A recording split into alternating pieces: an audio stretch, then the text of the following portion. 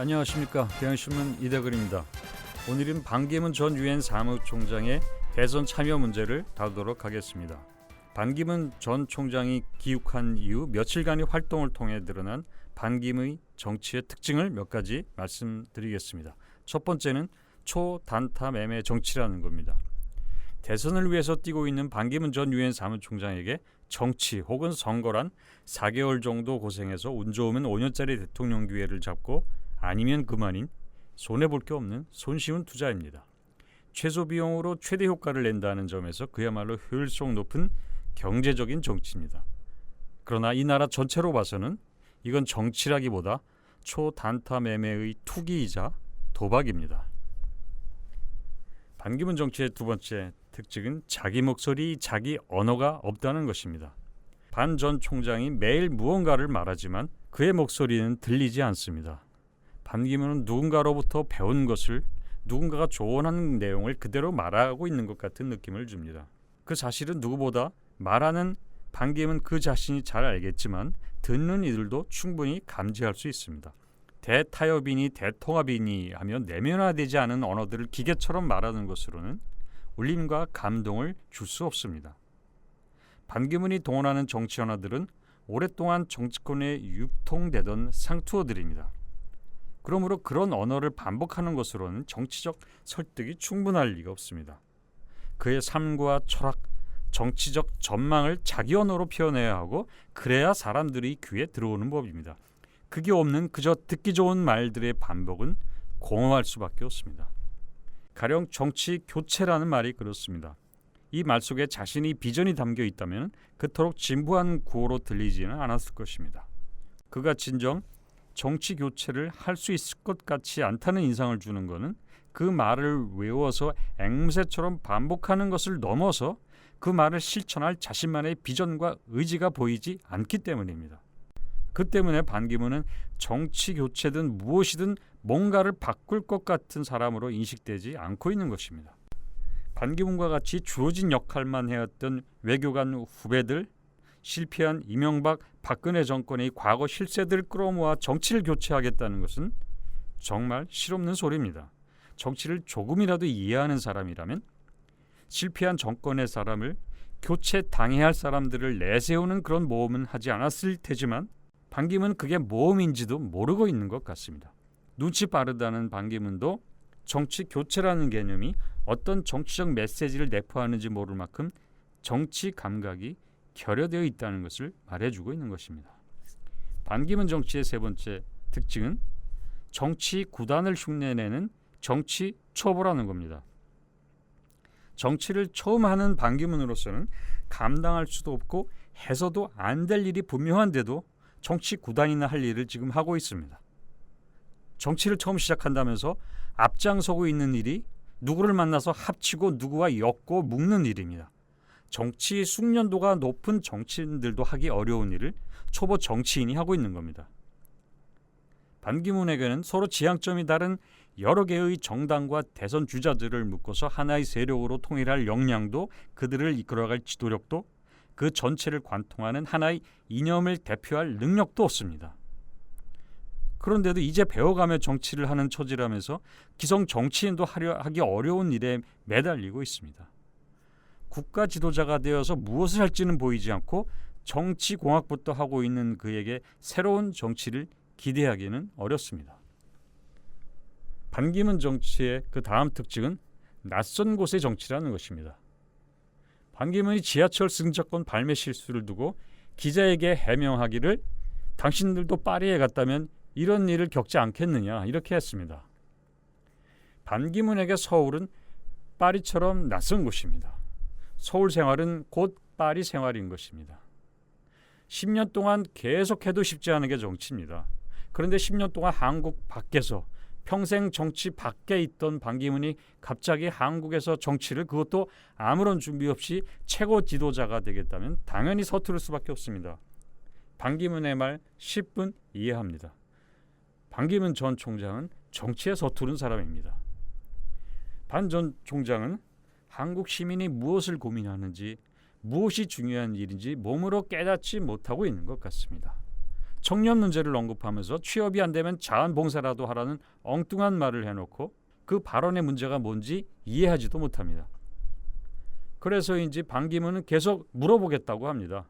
국민의 의견을 종합해서 나중에 말할 것이고 전문가의 의견을 물어봐서 정책을 내놓겠다는 식으로 말을 합니다. 그런데 시민들은 더 이상 정치 지도자가 시민들에게 물어봐 주기를 바라지 않습니다. 전문가의 의견을 지금 원치도 않습니다. 시민들은 그동안 말할 만큼 했고 행동할 만큼 했습니다. 시민들이 바라는 것은 반기문 전 유엔 사무총장이 시민의 뜻을 어떻게 대변할 건지, 무엇을 먼저 바꿀 것인지 우선순위를 분명하게 매길 것을 원하고 있습니다. 반기문 전 총장은 지금 이념적 대립이 격화되고 있다고 주장을 하고 있습니다. 그런데 지금 대립은커녕 국민적 합의, 통합이라고 할 만큼 시민들의 의사가 이렇게 결집되어 있었던 적이 없습니다. 박근혜 게이트로 구체제를 청산해야 한다는 합의를 이루어냈는데 반기문 전 총장은 지금 이념 대립을 주요 의제인 것처럼 주장을 하고 있습니다. 그는 아직 어느 나라에 도착해 있는지 모르는 것 같습니다. 반기문 전 총장은 또 패권과 편가르기의 정치에서 분권과 협치의 좋은 정치로 가야 한다면서 하루빨리 헌법을 개정해야 한다고 말했습니다. 반 전 총장이 말하는 패권은 문재인, 박근혜 세력을 말하는 것 같은데 박근혜 세력은 지금 소멸 중이니까 남은 것은 이른바 친문 패권입니다. 그걸 타파하려면 당내 민주주의를 하거나 당내 경쟁 체제를 제대로 구축하거나 패권적 행태의 해소 같은 것이 필요할 것입니다. 그런데 그 해결책으로 반 총장은 개헌을 제시했습니다. 진단과 처방이 맞지 않는 이해할 수 없는 주장입니다. 아마도 대통령 권력의 분권을 말하고 싶었던 것 같은데 특정 당내 권력 구조가 개헌과 무슨 상관이 있는지 설명을 좀 해줬으면 좋겠습니다. 승차권 발매 같은 것은 금방 배울 수 있지만 정치는, 국가 통치는 단기 학습이 어려운 분야입니다. 이걸 누구보다 반 전 총장이 절감하고 있을 것입니다. 그는 지금 정치를 하고 싶은 게 아니라 대통령이라는 자리를 차지하고 싶은 것 같습니다. 대통령 자리를 위해 4개월만 참고 지내보자는 심산일 것입니다. 왜 그는 낯선 곳에 가서 낯선 사람들을 대변하겠다는 무모한 시도를 하고 있는지 이해가 되지 않습니다. 반기문 정치의 또 다른 특징은 오락가락입니다. 반기문은 평생 권력자로부터 자리를 추구해왔습니다. 그건 자신만의 가치나 원칙을 갖고 있다면 결코 할 수 없는 일이고 가능한 일도 아닙니다. 김영삼 정부 때부터 청와대 외교안보수석, 차관, 다시 외교안보수석, 장관, 유엔 사무총장의 엄청난 관원을 자랑했던 그가 이제 대통령직을 원하는 것은 자연스러워 보이기도 합니다. 대통령은 자신의 경력을 한 단계 쌓아 올라가는 과정에서 자기 눈앞에 보이는 하나의 목표라고 할 수가 있기 때문입니다. 그래서 반기문 총장에게 지금 중요한 것은 왜가 아닌 자리 그 자체인 것입니다. 반 총장이 짧은 기간에 오락가락한 것도 그 자리를 차지하는 방법을 찾느라 그런 것입니다. 자신의 철학과 신념이 있다면 그런 정도까지는 아니었을 겁니다. 반기문 전 총장의 노선이 뭐냐고 묻자 그 사이에 그는 진보에서 보수를 왔다 갔다 했습니다. 그리고 여당도 하고 야당도 할 것처럼 처신을 해왔습니다. 새누리당과는 거리를 두면서도 새누리당 의원과 만나서 도움을 청했습니다. 대선 전 개헌은 어렵다고 했다가 대선 전 개헌은 해야 한다고 바꿨습니다. 반기문 전 총장, 의견이 없는 사람 같습니다. 유엔 사무총장일 때는 한일 간 일본군 위안부 합의를 환영해놓고는 이제 와서는 환영했던 것은 아니라고 합니다. 궁극적으로는 우리 위안부 할머니들이 한을 풀어줄 수 있는 수준이 돼야 한다고 생각한다. 이렇게 추가 설명을 했습니다. 그래서 이 합의를 부정하겠다는 것인지 아닌지 알 수가 없습니다. 성소수자는 차별받아서는 안 된다고 말해놓고는 그렇다고 그걸 지지하는 건 아니라고 말을 했습니다. 반기문 전 유엔 사무총장의 말은 이렇게 듣거나 말거나입니다. 그럼 이쯤에서 묻지 않을 수 없습니다. 반기문은 누구인가? 시간이 갈수록 반기문이 누구인지 분명히 드러나는 게 아니라 점점 더 모호해지고 있습니다. 그런 사람인가 하면 저런 사람 같고 저런 사람인가 하면 이런 사람 같고 알 수가 없습니다. 반기문 정치의 마지막 특징은 박근혜를 떨치지 못한다는 것입니다. 유엔 사무총장이었을 때 박근혜 대통령 주변을 맴돌았습니다. 박 대통령의 요청에 따라서 베이징에 가서 박근혜 대통령과 함께 막류에 오른 것은 그래서 어쩌면 당연한 일이었을 것입니다. 반 총장은 또 시대착오적인 새마을 운동의 확산에도 앞장섰습니다. 유엔 사무총장 때 뉴욕 맨하탄까지 새마을 운동이 번지고 있다면서 자랑스러워한 적이 있습니다. 그러다가 박 대통령이 국회 탄핵을 받으니까 거리를 좀 두는 듯 하다가 국내에 들어와서는 다시 박 대통령과 통화를 하고 탄핵에 잘 대처하기 바란다 이런 말을 했습니다. 그리고 대통령 탄핵에 관해서 어떤 생각을 하느냐라고 물어봤을 때는 거기에 대해서 말하는 것 부적절하다 이렇게 말을 안 했습니다. 반기문 전 총장은 시민을 대변할 뜻이 없는 것 같습니다.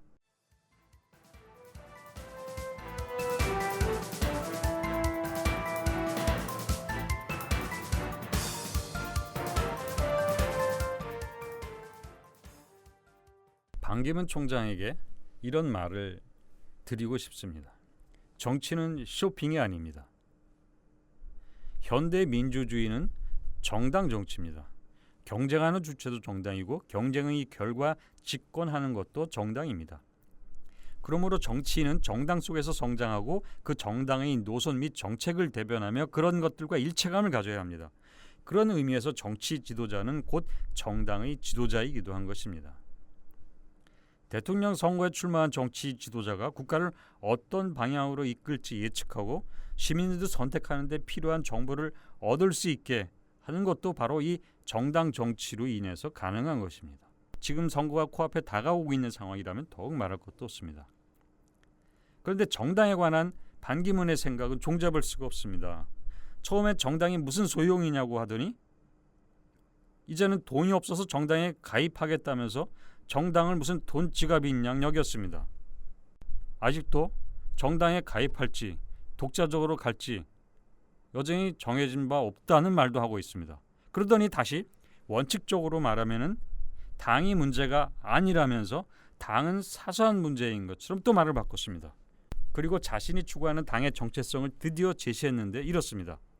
제가 추진하고자 하는 정의롭고 공정한 사회, 민족의 대통합을 통해서 한국을 위기에서 구하겠습니다. 국격을 높이는 데 저와 같은 생각을 가진 분들과 어떤 정치 결사체든지 같이 할 수 있다는 생각입니다. 도대체 반기문은 어떤 당을 생각하는지 알 수가 없습니다. 모든 정당이 정의, 공정, 통합을 추구한다고 하지 불의, 불공정, 분열을 추구한다고 할까요? 이게 기준이라면 현재 원내 진출한 5개 정당이 모두 해당될 수 있습니다. 반기문은 아직 정당이 뭔지를 모르고 있는 게 분명합니다. 어쨌든 정치를 시작한 지 며칠 되지도 않는 반기문이 지금 정당 가운데 어느 것을 고를지 고민을 하고 있습니다. 지금 원내 진출 정당은 5개가 있습니다. 반기문이 민주당 정의당으로 가지 않는다면 새누리당, 국민의당, 바른정당 가운데 골라야 합니다. 물론 세 당과 민주당 내 일부 세력을 포함해서 하나로 묶는 제3지대를 구축한다는 구상도 있기 때문에 선택지는 최대 4개라고 할 수가 있습니다. 한국 정당의 색깔 차이가 별로 없기는 하지만 그래도 정당 간 경계는 있고 경계가 있으니 어느 수준이든 차이가 있습니다. 사실 그동안 이런 차이로도 경쟁하고 선택받아온 것이 한국 정치였습니다. 아무리 작은 차이라도 어느 정당 소속인가에 따라서 정체성이 다르고 지지 세력도 다를 수밖에 없습니다. 그런데 반기문에게는 이런 경계조차 없습니다. 쇼핑센터에서라면 물건 살 돈만 있으면 아무거나 골라 살 수 있습니다. 잘못 샀다는 생각이 들면 나중에 환불할 수도 있습니다. 이처럼 반기문은 여러 정당과 세력이 자기 앞에 선택받기를 기다리는 진열 상품으로 보이는 모양입니다. 어느 측면에서는 반기문과 관계 맺기를 바라는 정당과 정치인들이 펼치는 요즘 풍경이 쇼핑센터와 다를 바가 없습니다. 반기문 역시 20%라는 정치 자본으로 아무거나 골라 잡을 수 있을 것처럼 이쪽 저쪽 가리지 않고 진열대 앞에서 이것저것 집었다 내려놓기를 반복하고 있습니다. 그런 사이 지나가는 쇼핑객들은 주변에 늘어서서 그가 무엇을 고를지 지켜보고 있습니다. 이게 요즘 그가 하는 정치하는 방식입니다. 반기문도 반기문을 모르는 것 같습니다. 정당 선택뿐 아니라 자신의 정체성도 마음대로 골라서 선택할 수 있는 것처럼 반기문은 행동하고 있습니다. 진보도 보수도 아니라고 했다가 진보적 보수라면서 무엇인지 알 수 없는 물건을 집어들었습니다. 그런데 주변에서 그게 아니라고 했는지 바구니에 담았던 것을 다시 꺼집어 내놓고는 역시 보수라며 딴 것을 집어들었습니다. 이게 최종 선택일지는 지켜보는 사람은 물론 반기문 그 자신도 모를 것입니다. 반기문은 정치를 거꾸로 하고 있습니다. 정치를 하려면 비전이 있어야 합니다. 그래야 그것에 맞는 정책을 내놓을 수 있습니다. 그리고 그 정책을 실현할 정당이 있어야 합니다. 정당이 있어야 당의 정책을 실현할 후보도 낼 수 있는 겁니다. 그런데 반기문 정치에서는 이 모든 것이 거꾸로입니다. 먼저 출마하기로 합니다. 그러나 왜 출마하는지 아직 알 수 없습니다. 그 다음에는 어느 당으로 나오면 좋을지 이리저리 찔러봅니다. 아마도 그가 당을 선택하고 나서야 당이 만들어준 정책을 내세우게 될 것입니다. 이런 식이면 선거는 평가하고 판단하는 과정이 아니라 아무런 정보도 없는 상태에서 무작정 기다리는 시간으로 대체가 됩니다. 아마도 마지막 단계에 가서야 반기문은 선택 가능한 것들을 내놓을 수 있을 것입니다. 아니, 그때도 내놓지 못할 수도 있습니다. 이런 정치에서 선거는 정당이 각자 공직 후보를 내고 상호 경쟁하는 게 아니라 후보 따로 정당 따로 가다가 일정 시점에 적당히 끼워 맞추는 레고 블록 쌓기 놀이가 되기 쉽습니다. 짝을 바꾸면 전혀 다른 모양이 만들어지고 다 맞추어 놓았다 해도 다시 조금만 바꿔도 전혀 새로운 모습이 되기 때문에 고정된 형태가 없습니다. 그래서 최종 작품이라는 것도 없을 수가 있습니다. 반기문이 집권한다 해도 뭘 할지 모르는 상태라는 뜻입니다. 아마도 자신이나 지켜보는 사람이나 마찬가지로 모를 것입니다. 반기문에게 기대한다는 것은 그저 행운을 바란다는 말의 다른 표현일 것입니다. 반기문은 위안부 합의에 관한 입장이 변하지 않았느냐고 집요하게 묻는 기자들에게 나쁜 놈들이라고 말을 했습니다. 사실 기자들은 어떤 의미에서 나쁜 놈들임에 틀림이 없습니다. 기자가 하는 일의 상당 부분은 누군가의 의혹과 비리를 추적하고 보도하는 일입니다. 미담 기사를 쓰지 않는 한 취재 대상에게 좋은 놈인 경우가 드뭅니다. 기자들뿐 아니라 정치 자체가 나쁜 놈들이 하는 일입니다. 정치인들 서로 경쟁하고 그 때문에 정치 생명을 걸고 싸우기도 합니다. 정당 간에는 물론 당내에서도 치열하게 대립하고 갈등하는 일이 다반사입니다. 사실 그러라고 정치가 있는 것이기도 합니다. 치어리더들에 둘러싸여 정치할 생각이었다면 정치 그만둬야 합니다. 그곳은 좋은 놈들이 별로 없는 동네이기 때문입니다.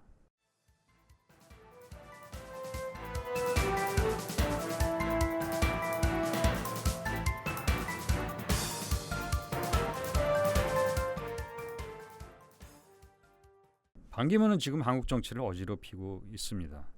반기문은 곧 대선을 치르게 될 텐데도 정치하려는 이유를 시민들에게 납득시키지 못하고 있습니다. 왜 정치를 하는지, 왜 선거에 참여하는지 스스로 말하지 못하는 것으로 미루어 봐서 오직 대통령 자리 하나를 바라보고 출마하려고 하는 것으로 비칩니다. 그렇다면 반기문에게 대선은 일자리 찾는 과정에 불과한 것입니다. 반기문의 실패는 위험합니다. 반기문의 실패는 반기문 개인의 실패를 넘는 문제입니다. 반기문은 자기 실패가 확인될 때까지 여러 정당과 정치인, 대선 주자들이 탈당하고 정당을 깨고 합치며 이업 집산하는 정치적 태행을 할 것입니다. 한때 멀쩡했던 정치 지도자들이 그를 따르거나 그와 손을 잡거나 그와 도모를 하려다 낭패를 보면서 신뢰를 잃어갈 것입니다. 특히 갈데 없는 대선 주자들, 거처할 마땅한 곳이 없고 자기 정체성을 찾지 못한 정치인들이 개헌을 내세우며 하나의 정당을 만들거나 연대하자는 정치공학이 난무할 것입니다. 반기문이 실패할 때까지의 과정은 한국 정치가 망가지는 시간이 될 것입니다. 반기문이 성공해도 위험합니다. 만일 반기문이 대선에 승리해서 대통령이 됐다고 해봅시다. 아니, 승리까지는 아니더라도 문재인에 맞서는 반문연대를 구축해서 선전했다고 해봅시다. 이제 앞으로 너도 나도 반기문 성공 모델을 따라할 것입니다. 그래서 정당 규율이 무너질 것입니다. 당내 지위가 불리하면 탈당해서 이리저리 떠돌 것이기 때문입니다. 정당은 선거 때 잠시 빌려다 쓰는 도구로 전락해서 아무도 정당을 건강하게 키울 생각을 하지 않을 것입니다. 그리고 한국 정치는 정당을 강화하고 당원과 시민들과 소통하면서 정책을 만들고 정당 간 경쟁하고 갈등하면서 조정하는 일을 포기한 채 정치 밖의 인기인을 찾아 떠도는 부처와 같은 정치판으로 변질될 것입니다. 당원과 지지자를 모으고 시민의 욕구를 파악하고 시민을 대표할 지도자를 육성하는 과정을 포기할 것입니다. 국가를 경영할 능력을 연마하고 준비하는 것이 아니라 정치 밖에서 홀로 명성을 얻을 수 있는 다른 일을 하다가 어느 정도 적당히 유명세를 얻으면 대통령 선거에 나가겠다고 할 것입니다. 다른 직업적 경력을 통해서 명성을 얻고 그걸 바로 통치권을 차지할 수 있는 자격증으로 여길 것입니다. 정치가 공공의 이익을 위한 공적 열정을 위해 모인 결사체가 아니라 이미 개인적으로 이룬 성취를 더욱 빛내기 위한 발판으로 이용이 될 것입니다. 그래서 정당은 파괴될 것입니다.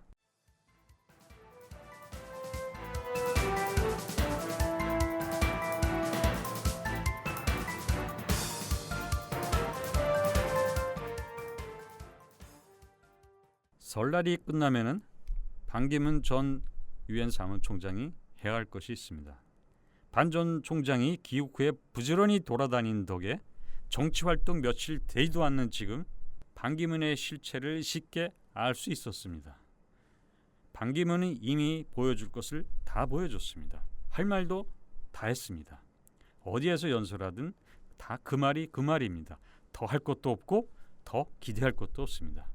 반기문이 뭔가 더 한다고 해본들 요 며칠간 하던 것들의 반복이 될 것입니다. 반기문은 무엇이 되려는지 무엇을 하려는지 알 수가 없습니다. 시민들만 모르고 있는 게 아니라 그 자신도 모를 것입니다. 그런데 우리가 어떻게 그를 선택할 수 있겠으며 그를 따를 수 있겠습니까? 미국의 LA 타임스 출신 칼럼니스트 톰 플레이트라는 분이 2013년 반기문 유엔 사무총장과 대담을 하고 쓴 책이 있습니다. 반기문과의 대화라는 책입니다. 그 책에 이런 내용이 있습니다. 플레이트가 묻습니다. 누군가 제게 이런 말을 하더군요. 유엔 사무총장이 임기를 마치고 나면 반기문이 한국 대통령 선거에 출마할 거라고요. 그래서 제가 그랬습니다. 아니다. 반기문은 이제 쉴 거다라고요. 여기에 대해서 반기문이 답변을 합니다. 맞습니다. 저를 아시네요. 교수님 말씀이 맞습니다.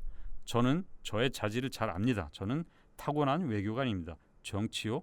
국내 정치에 전념할 분들은 저 말고도 많다고 생각합니다. 반기문, 정계 은퇴를 심각히 고민해야 합니다. 이대근이었습니다.